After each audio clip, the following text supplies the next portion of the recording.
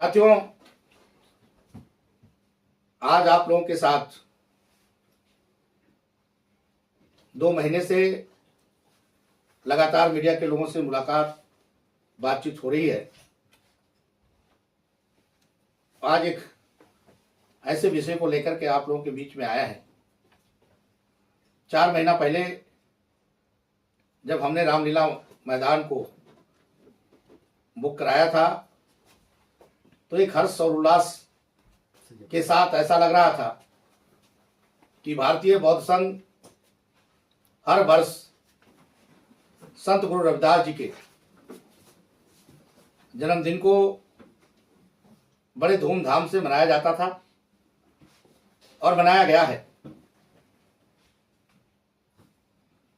पिछले साल ताल कटोरा स्टेडियम में, उससे पहले ताल कटोरा स्टेडियम में, यानी कई वर्षों तक ताल कटोरा स्टेडियम में कार्यक्रम हुआ। लेकिन भारतीय बौद्ध संघ अब की बार यह सोच लिया कि यह कार्यक्रम रामलीला मैदान में होगा।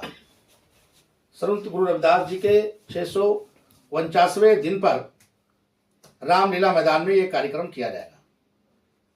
हमारे सभी प्रदेश अध्यक्ष, सभी प्रदेश के पदाधिकारी, राष्ट्रीय पदाधिकारी, अन्य भक्तों ने और हमारे संगठन के स्टाफ दिन रात मेहनत कर रहा है।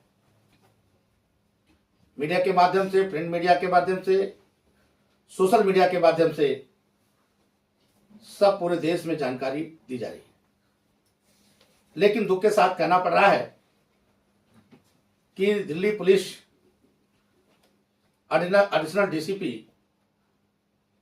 प्रशांत चौधरी जी ने से जब मैंने या भारत के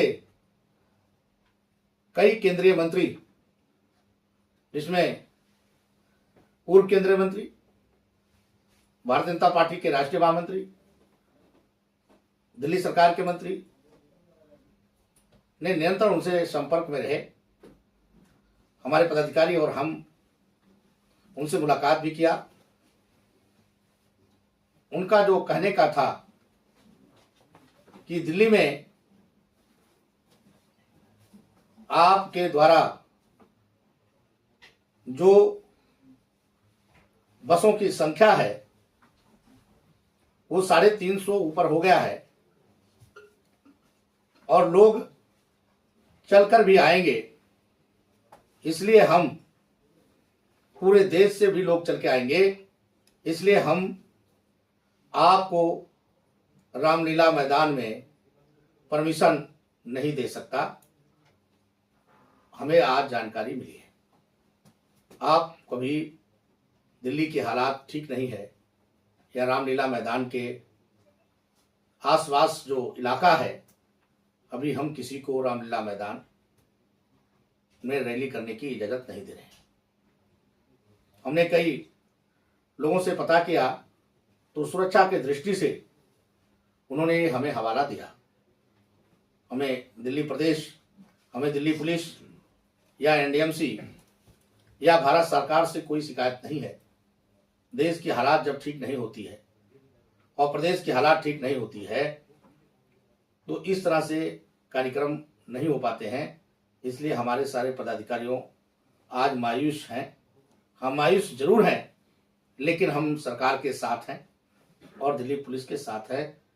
आगे हम परमिशन के लिए दोबारा जब दिल्ली की हालात ठीक होगी तो हम रामलीला मैदान में नेक्स्ट कार्यक्रम करेंगे।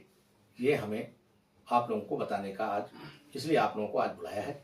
हमारे बीच में हमारे राष्ट्रीय संगठन मंत्री ज्ञानचंद गौतम जी, हमारे राष्ट्रीय महामंत्री एडवोकेट सुरेश वर्मा जी उपस्थित हैं और आज ये प्रेस इसलिए आप लोगों को बुलाया है। धन्यवाद।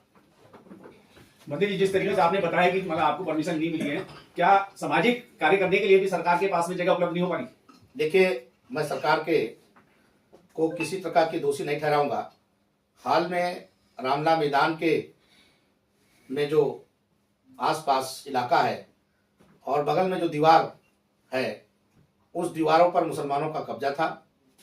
उन्होंने वहाँ मस्जिद और मदरसे और कई मकाने और बरात घर बना लिया था, जिससे एमसीडी ने उसको जल्दी यानी 15 दिन पहले उसको ध्वस्त किया और कई लोग जेलों में बंद हैं, कई लोगों को अभी भी भागे हुए हैं।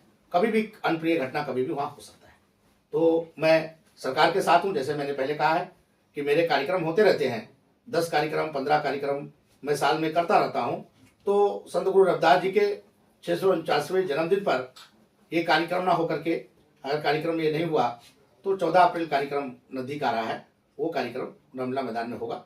लेकिन निश्चित होगा, हम सरकार के साथ हैं, दिल्ली पुलिस के साथ हैं और दिल्ली हमारा कर्तव्य बनता है कि हम दिल्ली पुलिस को सहयोग करते रहें। यानी कि आपने रविदास जयंती का जो प्रोग्राम करने जा रहे थे, यानी पूरी तरह से वो कैंसिल कर दिया गया? मैंने आपको बताया है कि कार्यक्रम हालात ठीक ना होने का कारण रामलीला मैदान में कार्यक्रम कैंसिल किया जाता है। दिल्ली पुलिस हमें अन्य और जगह करने में रोक नहीं रही है, लेकिन मेरा जो मकसद था, जो मेरा काम था, भारतीय बौद्ध संघ के पदाधिकारी को जो काम था, वो ये था कि रामलीला मैदान में कार्यक्रम क्या ये रविदास जयंती का प्रोग्राम किसी ऑडिटोरियम में भी होने के लिए आपने तय किया है कुछ?